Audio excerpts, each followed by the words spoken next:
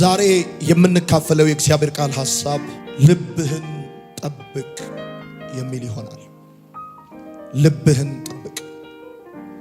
መጽሐፍ ቅዱሳችን እንደምታውቁት በተለያዩ ጉዳዮች ላይ በጣም መሰረታዊ ነገሮችን ለህይወታችን የሚጠቅሙ ለክብር፣ ለበረከትና ለእድገት፣ ለጤንነት፣ ለዘላለም ደስታና ሹመት የሚሆኑ ድንቅ የህይወት ቃሎችን የሚሰጠን ውድ መጽሐፍ።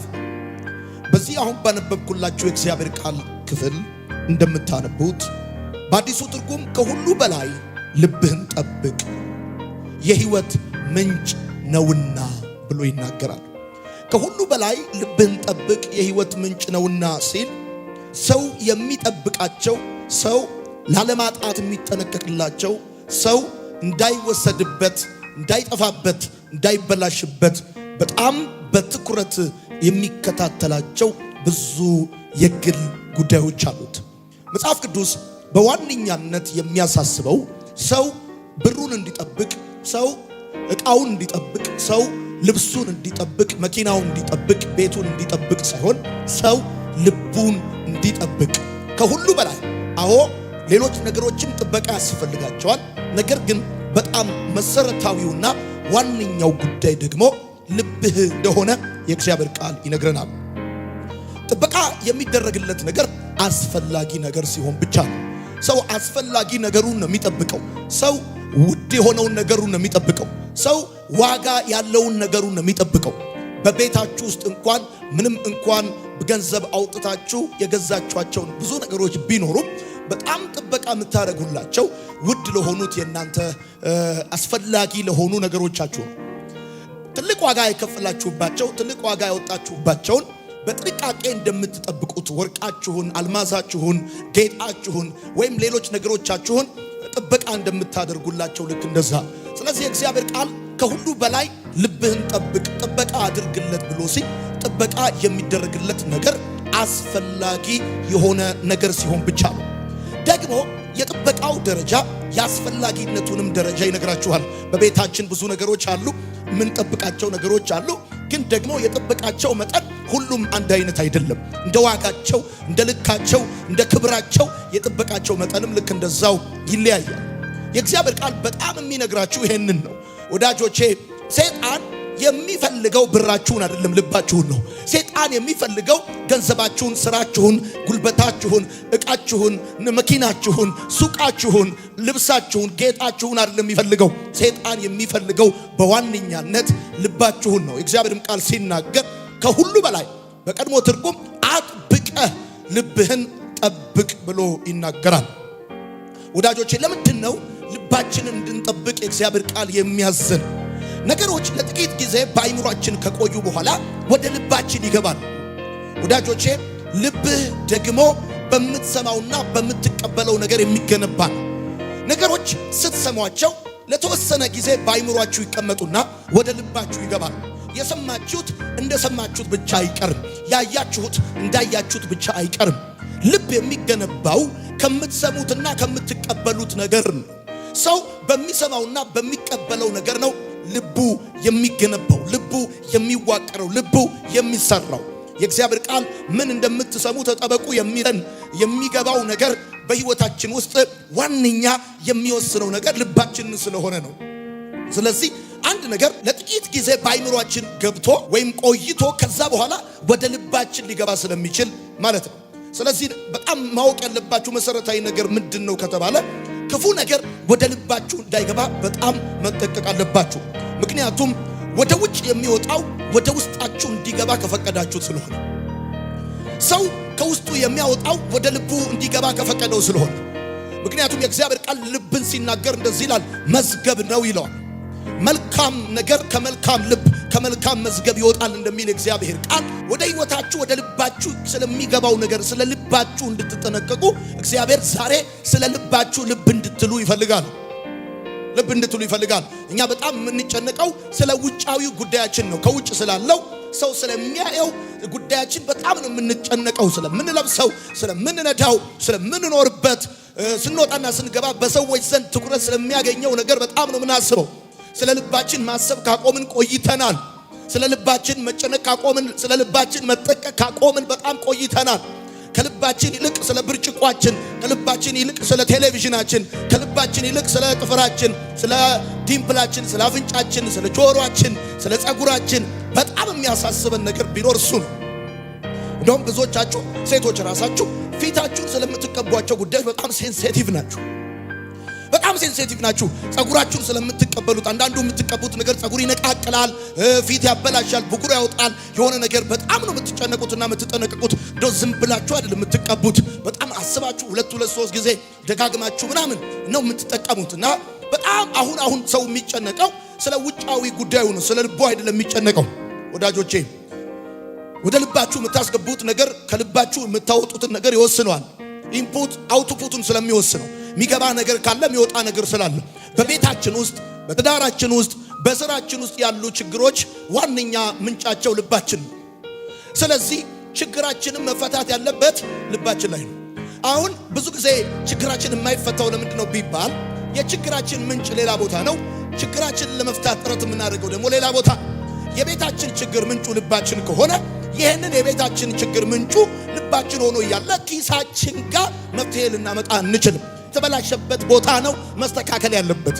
የወደቀበት ቦታ ነው መነሳት ያለበት። የጠፋበት ቦታ ነው መፈለግ ያለበት። የደረቀበት ቦታ ነው እንደገና መለምለም ያለበት። ስለዚህ ስራችን የተበላሸው ኪሳችን ውስጥ አይደለም። ስራችን የተበላሸው ልባችን ውስጥ ነው። ትዳራችን የተበላሸው ውሽና አይደለም፣ ማድሜት አይደለም፣ ወይም ደሞዛችን ላይ አይደለም። ትዳራችን የተበላሸው ልባችን ውስጥ ነው። ሌላውም አገልግሎታችንን በሉት፣ እንቅስቃሴያችሁ፣ የምትፈልጉት ጉዳይ ቢዝነሳችሁም ቢሆን ማለት ነው። ስለዚህ ሰው ልቡ ውስጥ ያበላሸውን ነገር ኪስ ውስጥ ይፈልገዋል። ሰው ልቡ ውስጥ ያበላሸውን ነገር ጓዳ ውስጥ ይፈልገዋል። ሰው ልቡ ውስጥ ያበላሸውን ነገር አደባባይ ይፈልገዋል። ሰው ቤት ይፈልገዋል፣ መስሪያ ቤት ይፈልገዋል፣ ወይም ደግሞ የሆነ ሀብታም ቤት ሄዶ ምናምን ይፈልገዋል።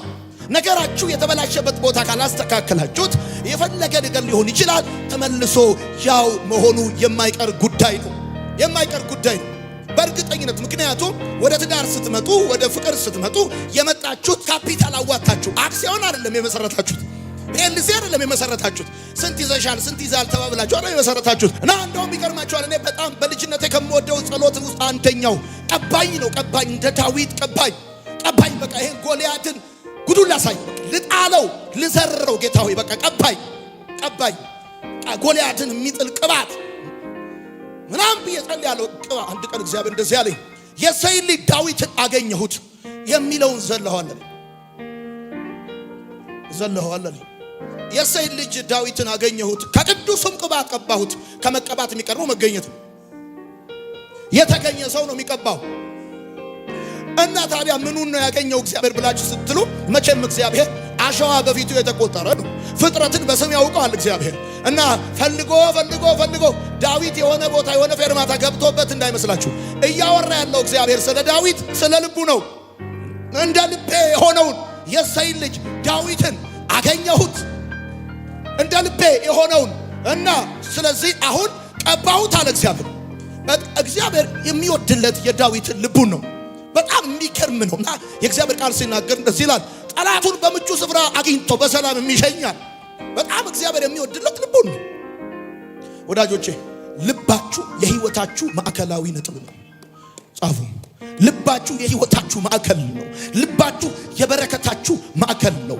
ልባችሁ የእድገታችሁ ማዕከል ነው። የስኬታችሁ ማዕከል ነው። የእርምጃችሁ ማዕከል ነው። የስኬታችሁ የደረጃችሁ ማዕከል ነው ልባችሁ። የስኬታችሁ ሴንትራል ፖይንት ልባችሁ፣ የበረከታችሁ ማዕከል ዋና ነጥብ ልባችሁ ነው፣ ኪሳችሁ አይደለም። የእድገታችሁ ወሳኙ ቦታ ልባችሁ ነው። የህይወታችሁ ቁልፉ ቦታ ቢዝነሳችሁ አይደለም። የህይወታችሁ ወሳኙ ቦታ፣ የአገልግሎታችሁ መሰረታዊው ቦታ ልባችሁ ነው። ልብ የሚባለው ነገር የህይወት ዋና ማዕከል ነው። ዋና ጉዳይ ነው። ወዳጆቼ የአንድ ህንፃ መሰረት የህንፃውን ቁመት እንደሚወስን የሰው ልብ የሰውን እድገት ይወስናል። ፎቅ ደስ ስላለ አይደለም ወደ ላይ የምትደረድረው፣ ብር እንዳለ አይደለም የምትደረድረው። ፎቅ ቁመቱ ወደ ላይ የሚወሰነው ወደ ታች ፎቁ ባለው መሰረት ነው። የአንድ ህንፃ መሰረት የፎቁን ቁመት እንደሚወስነው የአንድ ሰው ልብ እድገቱን ይወስነዋል፣ ስኬቱን ይወስነዋል፣ ውጤቱን ይወስነዋል፣ በረከቱን ይወስነዋል። ልባችሁ መሸከም ከሚችለው በላይ ሰክሰስፉል መሆን አትችሉ። ልባችሁ ከሚችለው በላይ ታዋቂ መሆን አትችሉ። ተጽዕኖ ፈጣሪ መሆን አትችሉ። ውጤታማ መሆን አትችሉ። እግዚአብሔር ደግሞ የሚሰራው በብራችሁ ሳይሆን በልባችሁ ነው። እግዚአብሔር የሚሰራው በእውቀታችሁ ሳይሆን በልባችሁ ነው። እግዚአብሔር የሚሰራው በገንዘባችሁ ሳይሆን በልባችሁ ነው። እግዚአብሔር በጭንቅላታችሁ አይደለም የሚሰራው። እሱ ከእውቀት ጎሉ አያውቅ። የእውቀት ሁሉ የጥበብ ሁሉ ባለቤት እግዚአብሔር የሚሰራው በጭንቅላታችሁ አይደለም። ባይዘዌ በእግዚአብሔር ቤት ሰክሰስ የገንዘብ ውጤት፣ የጭንቅላት ውጤት፣ የጉልበት ውጤት አይደለም፣ የልብ ውጤት ነው። ይኸውልህ ትምህርትን አንብበህ ታመጣዋለህ፣ ልብን ግን አንብበህ አታመጣው። በጣም ቤዚክ ጉዳይ ለሰክሰስ ልብ ነው። የልብ ሁኔታ ሰክሰስን ዲተርማይን ያደርገዋል፣ በረከትን ዲተርማይን ያደርገዋል። አንተ ያለህ አይነት ልብ በህይወትህ ለሚሆኑ ነገሮች በጣም መሰረታዊ ናቸው። በመጽሐፍ ቅዱሳችን ውስጥ በጣም ብዙ አይነት ልቦች አሉ። ለምሳሌ አሁን በእግዚአብሔር መንግስት ገንዘብ ልትሆን የምትችለው በእውቀት አይደለም፣ በልብ ነው። እግዚአብሔር የሚነግድብህ፣ እግዚአብሔር የሚሰራብህ በጉልበት ልክ አይደለም፣ በልብ ልክ ነው። ጻፉ። ልብህ የአስተሳሰብህ የቃላትህና የድርጊትህ መነሻ ነው።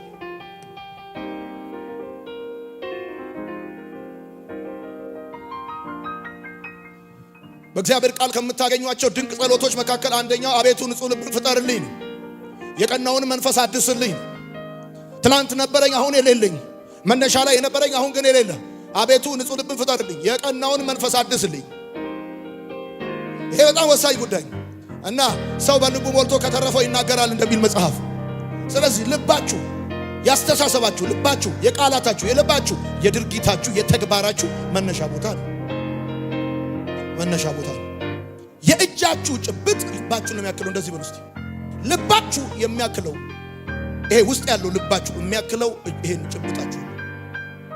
ልቤ ምን ያክላል? ውስጥ ያለው ልብ ይሄ ተከፍቶ ባየው ምን ያክላል ብላችሁ ማወቅ የምትፈልጉ ካላችሁ ይሄ የእጃችሁን ጭብጥ ነው የሚያክለው። እጃችሁ ላይ ያለው በሌላ አማርኛ ልባችሁ ውስጥ ያለው እንደዚህ በሉ እስቲ። እንደዚህ በሉ። እጃችሁ ላይ ያለው ልባችሁ ውስጥ ያለው ነው። እጃችሁ ላይ ምንም ከሌለ ልባችሁ ውስጥ ምንም የለም። ልባችሁ ውስጥ ያለው ነው እጃችሁ ላይ ያለው። ጻፉ እንደዚህ ብላችሁ። ልብህ ትልቅ ከሆነ እጅ ላይ ያለው ትልቅ ይሆናል። በቃ ትልቅ ይሆናል። ልብህ ርኩስ ሆኖ እጅግ ላይ ያለው ቅዱስ ሊሆን አይችልም። ልብህ ውስጥ ያለው ርካሽ ሆኖ እጅግ ላይ ያለው ውድ ሊሆን አይችልም። ልብክ ላይ ያለው ዋጋ ነው እጅግ ላይ ገንዘብ የሚሆነው። ሰው በምንም ተአምር በልቡ ገዳይ ሆኖ በእጁ አዳኝ ሊሆን አይችልም። ሰው በምንም ተአምር በልቡ ነጣቂ ሆኖ በእጁ ሰጪ ሊሆን አይችልም። ሰው በምንም ተአምር በልቡ ነፍሰ ገዳይ ሆኖ በእጁ አዳኝ ሊሆን አይችልም። መጽሐፍ ሲናገር ሰው በመኝታው ላይ ያስባል፣ ሲነቃ ኃይል የሱ ነውና ወጥቶ ያደርገዋል። አለቀ። ልብ ደግሞ የሐሳብህ የቃላትህና የድርጊትህ የተግባርህ መነሻ ስፍራ። ምሳሌ 17:22 ተውት ውስጥ ደስ ያላት ልብ መልካም መድኃኒት ናት። ደስ ያላት ልብ መልካም መድኃኒት ናት። ልብ ይገርምሃል መድኃኒት ናት። በአዲሱ ትርጉም ልብ መድኃኒትም ነው መርዝም ነው። ደስ ያላት ልብ መልካም መድኃኒት ናት። መድኃኒት ናት። የፈውስ ቃል፣ የበረከት ቃል፣ የድል ቃል፣ ነፃ የሚያወጣ ቃል፣ የሚያጽናና ቃል ከሰው ልብ ነው የሚቀዳውና ደስ ያላት ልብ አለ መልካም መድኃኒት። ልብ መድኃኒት ነች። ልብ መድኃኒትም ነች፣ አት ዘ ሴም ታይም መርዝም ነች። ወዳጆቼ እግዚአብሔር ከኛ ጋር ይኖራል ብለን ካልን እግዚአብሔር የሚኖረው በልባችን ውስጥ ነው። ጻፉ። እግዚአብሔር ከኛ ጋር ይኖራል ብለን ካልን እግዚአብሔር ይኖራል ካልን መቼም ሳሎን ቤት አይደለም የሚኖረው። መቼም የሚኖረው ሱቃችን ውስጥ አይደለም፣ ሆቴላችን ውስጥ አይደለም የሚኖረው። እግዚአብሔር ከኔ ጋር ነው ካልክ እያልክ ያለው ከልቤ ጋር ነው እያልክ ነው። በቃ እግዚአብሔር ከኪስ ጋር አይደለም። መቼም ሰው ነው ከኪስ ጋር ወጋው። እግዚአብሔር አብሮኝ ይኖራል ካልክ እግዚአብሔር የሚኖርበት ፓላስ ቦታ